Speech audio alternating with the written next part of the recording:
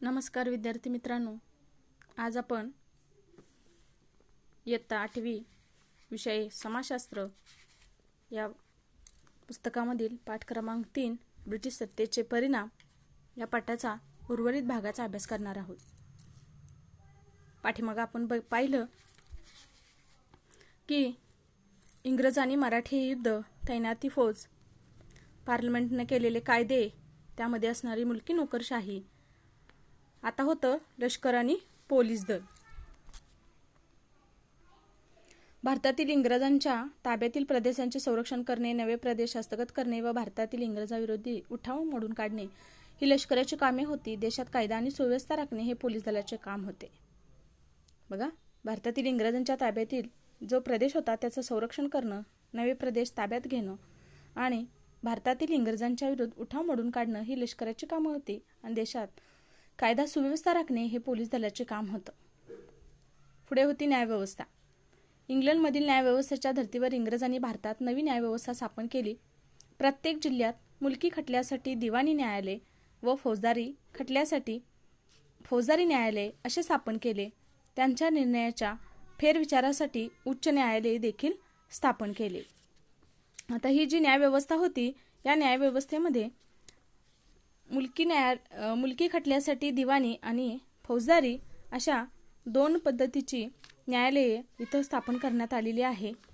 आता दिवाणी न्यायालयामध्ये व्यक्तीच्या हक्कावर गदा आणणारे तंटे, त्यावर अंतर्गत म्हणजे जमिनी संबंधीचे वाद, भाडे करार, घटस्फोट इत्यादी यामध्ये उदाहरणं देता येतील।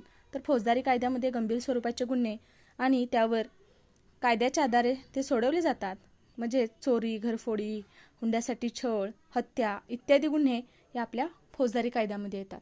आणि या न्यायालयांची स्थापना या इंग्रजांनी केलेली आहे आणि त्याच्यावर फेरविचार देखील करण्यासाठी उच्च न्यायालयांची स्थापना केली आहे। कायद्यापुढील समानता। भारतामध्ये पूर्वी ठिकठिकाणी वेगवेगळे कायदे होते। न्यायदानात जातीनुसार भेदभाव केला जाई। लॉर्ड मेकॉलेच्या नेतृत्वाखाली स्थापन झालेल्या विधी समितीने कायद्याची संहिता तयार केली। सर्व भारतात एकच कायदा लागू केला। कायद्यापुढे सर्व समान आहेत हे तत्व इंग्रजांनी रूढ केले। भारतामध्ये पूर्वी ठिकठिकाणी वेगवेगळे कायदे होते आणि न्यायदानात जातीनुसार भेदभाव केला जाई, म्हणजे त्याच्या जातीनुसार न्यायदान केले जात होते। पण लॉर्ड मेकॉलेच्या नेतृत्वाखाली स्थापन झालेल्या विधी समितीमध्ये कायद्याची संहिता तयार केली आणि भारतामध्ये सर्वत्र एकच कायदा लागू केला आणि या कायद्यापुढे सर्व समान आहेत हे तत्व इंग्रजांनी काय केले, आपल्या भारतामध्ये रूढ केले। आणि या पद्धतीनुसार काही दोष होते, या पद्धतीत सुद्धा काही दोष होते। युरोपीय लोकांवरील खटले चालवण्यासाठी स्वतंत्र न्यायालय व वेगळे कायदे अस्तित्वात होते। नवे कायदे सामान्य लोकांना समजत नसत। न्याय ही सामान्य लोकांसाठी खूपच खर्चिक बाब होती। खटले वर्षानुवर्षे चालत। काही अर्थी ही पद्धत चांगली देखील होती, पण काही याच्यामध्ये दोष देखील होते आणि याच्यामध्ये युरोपीय लोकांवरील जे खटले होते ते स्वतंत्र न्यायालयामध्ये स्थापन केले जायचे आणि त्याचबरोबर जे नवे कायदे होते ते सामान्य लोकांना समजण्याच्या पलीकडचे होते। म्हणजेच न्याय ही सर्व लोकांना म्हणजे न्यायदान करणे किंवा न्याय मिळवून घेणे हे खूप एक खर्चिक बाब होती आणि हे खटले वर्षानुवर्षे चालत तसेच राहत होते। त्यामुळे लोकांना याचा काय होऊ लागला, लोकांना ह्याचा फायदा न होता वर्षानुवर्षे एखाद्या खटल्याची वाट बघावी लागत होती। इंग्रजांची आर्थिक धोरणे। प्राचीन काळापासून भारतावर आक्रमणे होत राहिली। अनेक आक्रमक भारतामध्ये स्थायिक झाले, ते भारतीय संस्कृतीची समरस झाले। त्यांनी जरी येथे राज्य केले तरी भारताच्या अर्थव्यवस्थेत मूलभूत बदल केले नाहीत। इंग्रजांनी मात्र तसे नव्हते। इंग्लंड हे आधुनिक राष्ट्र होते आणि औद्योगिक क्रांतीमुळे तेथे भांडवलशाही अर्थव्यवस्था रूढ झाली होती। या व्यवस्थेला पोषक अशी अर्थव्यवस्था त्यांनी भारतात रुजवली। त्यामुळे इंग्लंडचा आर्थिक लाभ झाला, परंतु भारतीयांचे मात्र आर्थिक शोषण होऊ लागले। प्राचीन काळापासूनच भारतावर आपल्या अनेक जणांचे आक्रमण झालेले आहेत। त्यामध्ये आणि याच आक्रमणामध्ये भारतामध्ये अनेक लोक येऊन स्थायिक झाली, आपल्या संस्कृतीची समृद्ध झाली, म्हणजे त्यांनी आपली संस्कृती जपलेली आहे, आत्मसात केली होती। आणि हे जरी असलं तरी भारताच्या अर्थव्यवस्थेत मूलभूत त्यांनी बदल केले नव्हते। मात्र इंग्रजांनी मात्र तसे केले नाही, कारण त्यांनी काय केलं, इंग्लंड हे त्यांचं आधुनिक राष्ट्र होतं आणि औद्योगिक क्रांतीमुळे ते भांडवलशाही अर्थव्यवस्था त्याच्यामध्ये रूढ होती आणि तेच हे पोषक करण्यासाठी इंग्लंडचा आर्थिक त्यांनी काय केला, इंग्लंडला अजून आर्थिक लाभ मिळवून दिला. पण भारतीयाचं मात्र काय झालं, त्यावेळेस शोषण होऊ लागलं. कारण आपल्या इथला कच्चा माल ते इंग्लंडला काय करत होते, देत होते आणि तिथं जाऊन पक्का माल तयार केला जात होता आणि तोच परत भारतात येऊन विक्रीस आणला जायचा. त्यामुळं भारत मात्र काय होऊ लागला होता, आर्थिक टंचाई भासू लागली होती आणि इंग्लंड मात्र हे काय झालेलं होतं, औद्योगिकदृष्ट्या रूढ झालं होतं अर्थव्यवस्थेमध्ये. जमीन महसूल विषयक धोरण. आता एवढंच करून ते थांबले नाहीत, तर त्यांनी काही जमीन महसूल विषयक सुद्धा धोरणं केलेली आहेत. यामध्ये इंग्रजी अंमल सुरू होण्यापूर्वी खेड्यातील अर्थव्यवस्था स्वयंपूर्ण होती. शेती व इतर उद्योग त्यांच्याकडे गावचा गरजा गावातच भागत असत. जमीन महसूल हे राज्याच्या उत्पन्नाचे प्रमुख साधन होते. इंग्रज पूर्व काळात पिकानुरूप शेतसारा आकारला जात असे. पीक चांगले आले तर शेतकऱ्यास सूट मिळे, चांगले आले नाही तर शेतकऱ्यास सूट मिळे. महसूल प्रामुख्याने धान्य रूपाने घेतला जाई. शेतसारा भरण्यास उशीर झाला तरी शेतकऱ्याकडून जमीन काढून घेतली जात नसे. उत्पन्न वाढवण्यासाठी इंग्रजांनी महसूल पद्धत महत्त्वाचे बदल केले. इंग्रजांनी जमिनीची मोजणी करून जमिनीच्या क्षेत्रानुसार शेतकऱ्यांची आकारणी निश्चित केली. शेतसाऱ्याची आकारणी निश्चित केली. रोख रकमेत व ठराविक वेळेत शेतसारा भरावा अशी सक्ती केली. शेतसारा वेळेत न भरल्यास शेतकऱ्याची जमीन जप्त केली जाई असा नियम केला. महसूल गोळा करण्याची इंग्रजांची पद्धत भारताच्या वेगवेगळ्या भागात वेगवेगळी होती. सर्वत्र शेतकऱ्यांचे शोषण होत असे.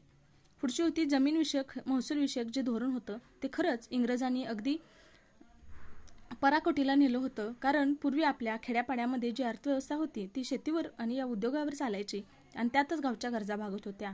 पण जमीन महसूल हे राज्याचे मुख्य साधन होते आणि इंग्रजांच्या पूर्वी भारतात पिकानुसार शेतसारा आकारला जायचा. जर तुमचं पीक चांगलं आले तर शेतसारा तुम्हाला भरावा लागत होता. पण समजा तुमचं पीक चांगलं नाही आलं तर शेतसाऱ्यामध्ये सूट मिळत असे आणि प्रामुख्याने धान्य रूपाने शेतसारा घेतला जायचा.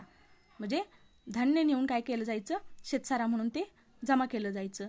आणि उशीर झाला शेतसारा भरण्यासाठी, जर शेतकऱ्याला उशीर झाला तर त्याच्याकडून जमीन काढून घेतली जात नव्हती. पण जसे इंग्रजांच्या ताब्यामध्ये सगळे अधिकार गेले तर त्यांनी काय केलं, आपल्या महसूल पद्धतीमध्ये बदल केले होते. इंग्रजांनी जमिनीची मोजणी करून त्याच्यानुसार क्षेत्रानुसार शेतसाऱ्याची आकारणी निश्चित केली आणि रोख रकमेत ठराविकच वेळेत शेतसारा भरायचा अशी सक्ती केली.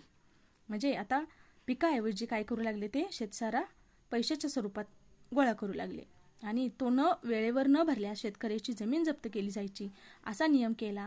आणि महसूल गोळा करण्याच्या ह्या इंग्रजांच्या पद्धती प्रत्येक ठिकाणी वेगवेगळ्या होत्या.